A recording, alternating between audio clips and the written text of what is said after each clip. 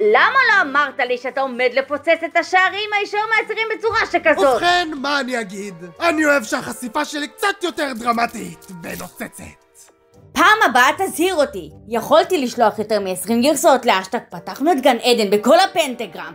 אם היית נותן יותר מ-10 שניות התראה, עדיין צריך יותר תמיכה כדי לנצח את גן עדן. אל תדאגי לזה, אני כבר מטפל בזה. אני רוצה שתתמקדי בנשף הקטן שלנו. אני רוצה שכל השליטים יהיו עדים לרגע הניצחון שלי! אתה לא מתכוון לניצחון שלנו?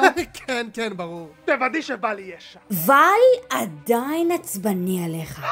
חיפשתי בכל הלולים, ולא מצאתי ביצה אחת שזה מעניין אותה.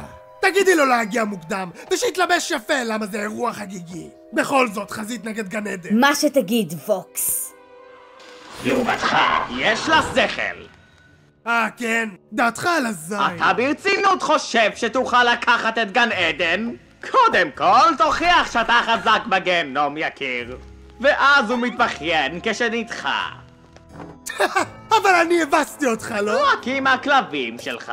לוציפר נפל לידה. וכל זה בזכות מרגל. הצלחתי לראות לעבר גן עדן! בעזרת מכשיר שיצרה קרמילה קרמיין. חייב לומר, לא חשבתי שהחזה בך במצב כה נואש. זה פתטי. אפילו צ'רלי לא הודתה בכך שהופסה. אתה עוד תראה, אני עוד אשנה את זה. כיצד? תזמין אותה למסיבה הקטנטנה שלך? חמוד. אך היא לא תגיע. ונניח שכן, לא תוכל לשבור את הרוח של הילדה הזאת.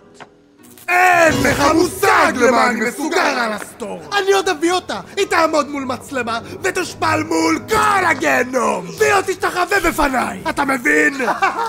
בת למשפחת מלוכה שתומכת בי, אתה מבין? זה יעשה לי שם ענק בכל הגיהנום. איזו השראה. חי בדלולולנד. היא לעולם לא תודה בכך שטעתה. זה כל מה שמשעשע לגביה. אך אנא ממך, נסה את מזלך עם גן עדן. כשתמות תלך לדרכי. אנחנו עוד נראה.